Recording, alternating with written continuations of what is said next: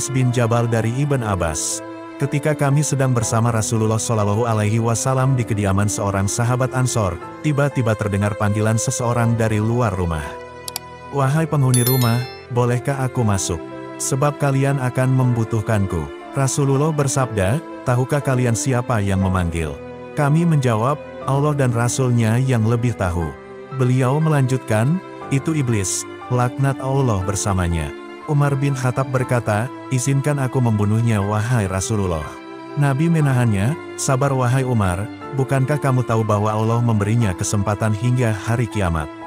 Lebih baik bukakan pintu untuknya, sebab dia telah diperintahkan untuk ini. Fahamilah apa yang hendak ia katakan dan dengarkan dengan baik. Ibnu Abbas radhiyallahu anhu berkata, pintu lalu dibuka. Ternyata dia seperti seorang tua yang cacat satu matanya, di janggutnya terdapat 7 helai rambut seperti rambut kuda, taringnya terlihat seperti taring babi, bibirnya seperti bibir sapi. Iblis berkata, salam untukmu Muhammad, salam untukmu para hadirin. Rasulullah Shallallahu Alaihi Wasallam lalu menjawab, salam hanya milik Allah Subhanahu wa Ta'ala, sebagai makhluk terlaknat, apa keperluanmu? Iblis menjawab, wahai Muhammad, aku datang ke sini bukan atas kemauanku, namun karena terpaksa. Siapa yang memaksamu? Seorang malaikat utusan Allah mendatangiku dan berkata, Allah Subhanahu wa Ta'ala memerintahkanmu untuk mendatangi Muhammad sambil menundukkan diri. Beritahu Muhammad tentang caramu dalam menggoda manusia. Jawablah dengan jujur semua pertanyaannya. Demi kebesaran Allah, andai kau berdusta satu kali saja, maka Allah akan jadikan dirimu debu yang ditiup angin. Oleh karena itu aku sekarang mendatangimu. Tanyalah apa yang hendak kau tanyakan. Jika aku berdusta, aku akan dicaci oleh setiap musuhku. Tidak ada sesuatu pun yang paling besar menimpaku daripada cacian musuh. Orang yang dibenci iblis. Rasulullah Shallallahu Alaihi Wasallam lalu bertanya kepada iblis, kalau kau benar jujur, siapakah manusia yang paling kau benci? Iblis segera menjawab, kamu dan orang sepertimu adalah makhluk Allah yang paling aku benci. Siapa selanjutnya? Pemuda yang bertakwa yang memberikan dirinya mengabdi kepada Allah Subhanahu wa Ta'ala. Lalu siapa lagi? Orang alim dan waro, loyal. Lalu siapa lagi? Orang yang selalu bersuci. Siapa lagi? Seorang fakir yang sabar dan tak pernah mengeluhkan kesulitannya kepada orang lain. Apa tanda kesabarannya? Wahai Muhammad, jika ia tidak mengeluhkan kesulitannya kepada orang lain selama 3 hari, Allah akan memberi pahala orang-orang yang sabar. Selanjutnya apa? Orang kaya yang bersyukur. Apa tanda kesyukurannya? Ia mengambil kekayaannya dari tempatnya, dan mengeluarkannya juga dari tempatnya. Orang seperti apa Abu Bakar, menurutmu? Ia tidak pernah menurutiku di masa jahiliyah, apalagi dalam Islam. Umar bin Khattab, demi Allah setiap berjumpa dengannya aku pasti kabur. Utsman bin Affan, aku malu kepada orang yang malaikat pun malu kepadanya. Ali bin Abi Thalib, aku berharap darinya agar kepalaku selamat, dan berharap ia melepaskanku dan aku melepaskannya.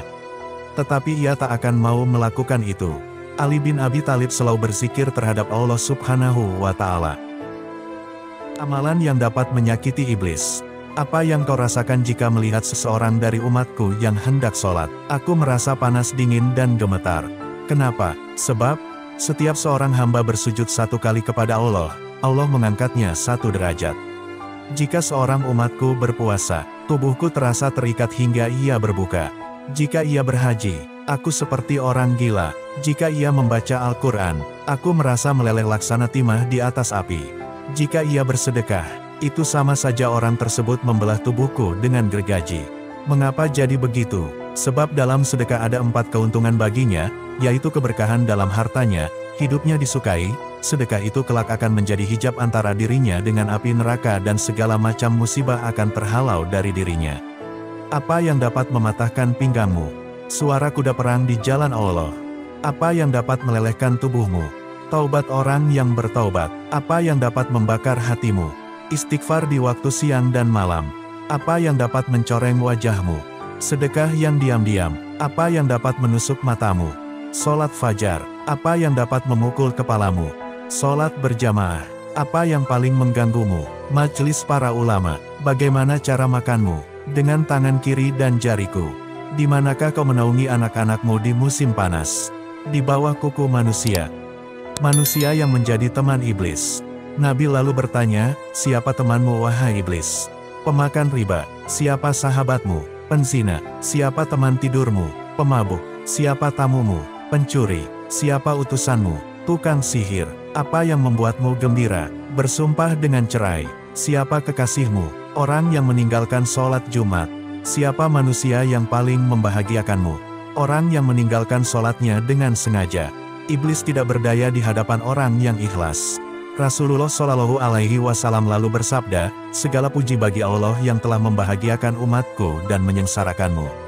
Iblis segera menimpali, tidak, tak akan ada kebahagiaan selama aku hidup hingga hari akhir. Bagaimana kau boleh berbahagia dengan umatmu, sementara aku boleh masuk ke dalam aliran darah mereka dan mereka tak boleh melihatku.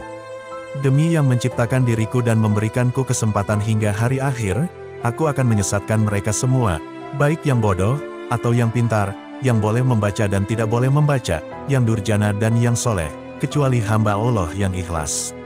Siapa orang yang ikhlas menurutmu? Tidakkah kau tahu wahai Muhammad, bahwa barang siapa yang menyukai emas dan perak, ia bukan orang yang ikhlas. Jika kau lihat seseorang yang tidak menyukai dinar dan dirham, tidak suka pujian dan sanjungan, aku boleh pastikan bahwa ia orang yang ikhlas, maka aku meninggalkannya. Selama seorang hamba masih menyukai harta dan sanjungan dan hatinya selalu terikat dengan kesenangan dunia, ia sangat patuh padaku. Iblis dibantu oleh 70.000 anak-anaknya. Tahukah kamu Muhammad, bahwa aku mempunyai 70.000 anak, dan setiap anak memiliki 70.000 syaitan. Sebagian ada yang aku tugaskan untuk mengganggu ulama, sebagian untuk mengganggu anak-anak muda, sebagian untuk mengganggu orang-orang tua, sebagian untuk mengganggu wanita-wanita tua, sebagian anak-anakku juga aku tugaskan kepada para syahid.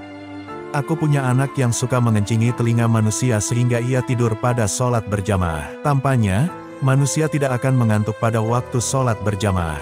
Aku punya anak yang suka menaburkan sesuatu di mata orang yang sedang mendengarkan ceramah ulama hingga mereka tertidur dan pahalanya terhapus.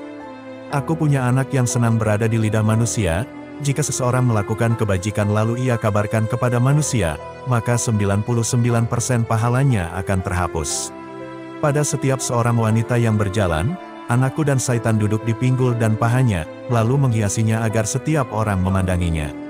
Syaitan juga berkata, keluarkan tanganmu, lalu ia mengeluarkan tangannya lalu syaitan pun menghiasi kukunya.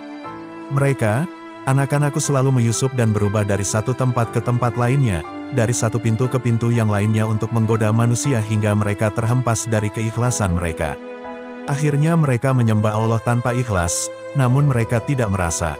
Tahukah kamu, Muhammad, bahwa ada rahib yang telah beribadat kepada Allah selama 70 tahun. Setiap orang sakit yang didoakan olehnya, sembuh seketika. Aku terus menggodanya hingga ia berzina, membunuh dan kufur. Cara iblis menggoda. Tahukah kau Muhammad, dusta berasal dari diriku. Akulah makhluk pertama yang berdusta, pendusta adalah sahabatku. Barang siapa bersumpah dengan berdusta, ia kekasihku. Tahukah kau Muhammad, aku bersumpah kepada Adam dan Hawa dengan nama Allah bahwa aku benar-benar menasihatinya, sumpah dusta adalah kegemaranku. Gibah, gosip, dan namimah, adu domba kesenanganku. Kesaksian palsu kegembiraanku. Orang yang bersumpah untuk menceraikan istrinya ia berada di pinggir dosa walau hanya sekali dan walaupun ia benar, sebab barang siapa membiasakan dengan kata-kata cerai, istrinya menjadi haram baginya. Kemudian ia akan beranak cucu hingga hari kiamat, jadi semua anak-anak zina dan ia masuk neraka hanya karena satu kalimat, cerai.